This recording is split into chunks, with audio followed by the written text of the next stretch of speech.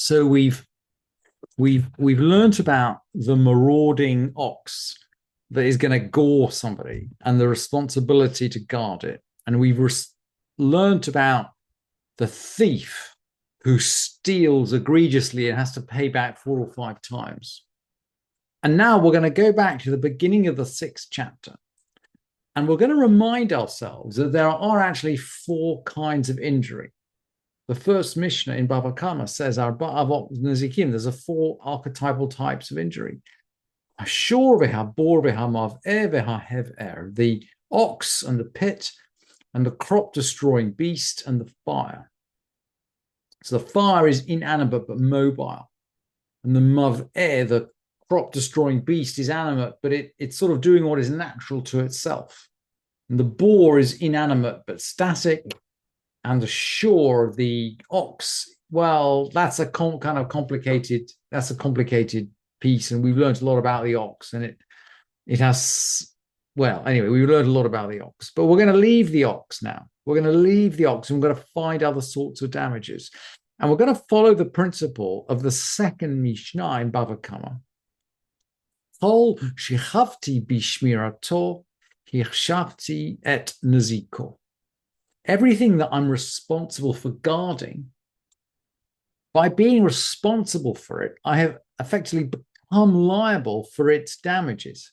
If I'm responsible for taking care of it, I'm responsible for its damages. So that's the principle we're going to try to follow. And with this in mind, let's just jump into the first Mishnah in the 6th chapter.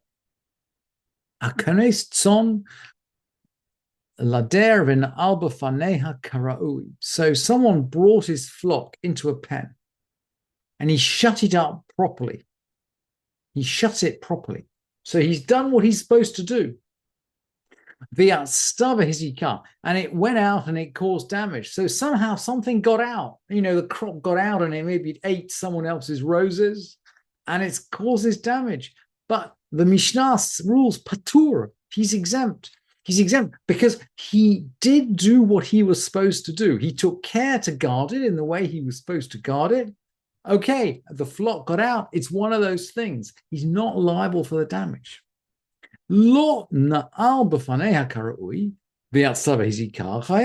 If he had not shut it properly, if he didn't take proper care to pen in these animals, and then they got out and then they caused damage, that's when he becomes liable. He becomes liable when he doesn't take care to guard. And if it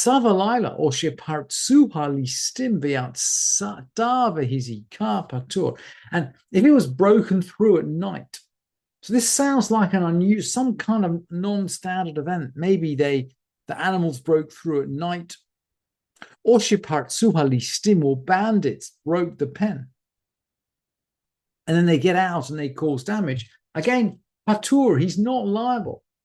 He's not liable for the black swan event. He's not liable for the tail event, the unusual event. He's liable for regular stuff.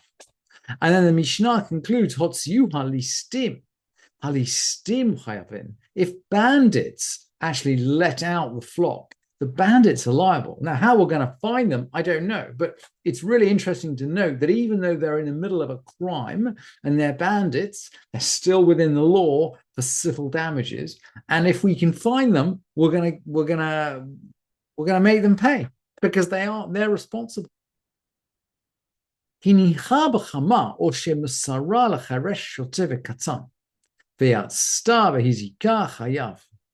There are going to be certain situations where he is liable for there are other types of negligence. There are other types of negligence which make him liable. So he left the flock in the sun. Now, the commentators were not so familiar with this stuff in Washington and in London, but the commentators all say, look, this flock got overheated. And then it got agitated, and then it started doing wild things. Maybe it's jumping over fences, but there's something about being left alone in the sun that the cattle really don't like. at least in the time of the Mishnah, I would think mainly they get dehydrated and exhausted, but apparently not. Apparently they get very active. And if he left them in the sun, he's liable. Maybe he put the flock in the care of a deaf mute or someone who is mentally deficient or a minor, someone who doesn't have capacity to take care as is supposed to be done. He's liable. In both of these cases, he has to take care, he has to guard. If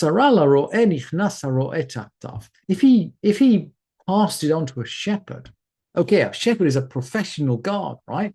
A shepherd is someone who knows how to take care of cattle. At this point, the shepherd takes the place of the owner, i.e., the shepherd is now responsible for any damage which the crop does. Nafla la ganav hizika.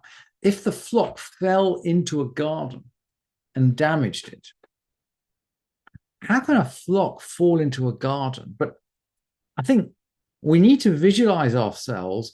Again, we're in the Mishnah, we're in perhaps hilly or mountain territory. People are saving water, so they're farming on terraces. You probably have one terrace above another terrace, above another terrace. So I think the situation we're talking about is probably you got your flock grazing on one terrace, and the terrace below is a garden. And anyway, maybe one of these animals falls off the upper terrace onto the lower terrace. So it falls off your property onto someone else's property. And of course, what's it going to do? Well, it's in a garden, right? It's going to be eating the roses, eating the fruit. It's going to be having a great time. So what are we going to do?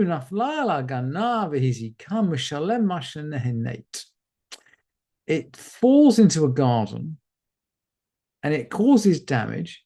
He's going to pay what the animals benefited. In other words, he's going to pay the value of the food they took. So he's not considered completely liable for the damage.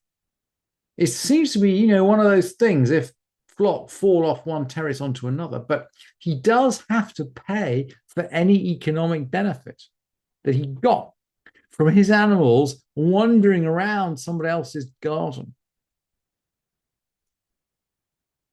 Yarda kedarka vehizika. If the flock actually went down in its usual way, and okay, this sounds like someone left a gate unlocked. Someone was careless here, because normally a flock cannot just wander into a garden. Yarda kedarka went down in its usual way. Vehizika caused damage. Mashalem masha hizika. At that point, he has to pay the damage. He's paying the full damages. And so we're going to ask the question, well, how do we evaluate it? Kate sad mashalem and masha, Kate sad mashalem masha hizika. How are we going to pay for what was damaged?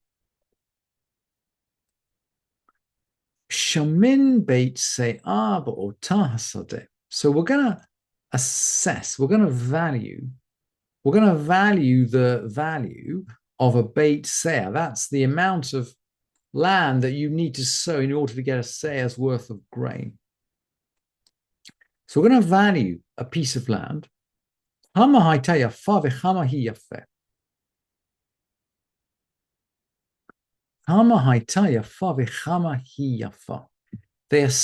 to assess it, what the field was worth and what it is worth. We're going to assess what it was worth and what it is worth. So in other words, we're going to, let's say, take the field. We're not going to try to go meter by meter over this field, but we're going to get a professional valuation of the field as it was before the animals went onto it. And we'll get a professional valuation right now. And the difference between the two, that is the extent of the valuation. Now, there's always a but. There's always a but on these Mishnayot. And Rabbi Shimon is going to disagree. And by the way, the halacha goes according to Rabbi Shimon. So he's the last voice in the Mishnah. And the halacha goes according to him. Rabbi Shimon Omer, Im achla perot gemurim mishalem perot gemurim. If they consumed fully grown produce, he must repay with fully grown produce. In other words, if they've actually eaten ripe fruit, We're not going to mess around with valuing the whole tract before and after. He just has to repay what they ate. He has to repay with ripe fruit, with similar produce, what they ate. Im Mishalem Perot Gemurim. And otherwise, if the fruit was half ripe, at that point you go im seah, im satay. If otherwise, we are going to value one seah against another seah, two seahs against two seahs. We're going to value it in the traditional sense.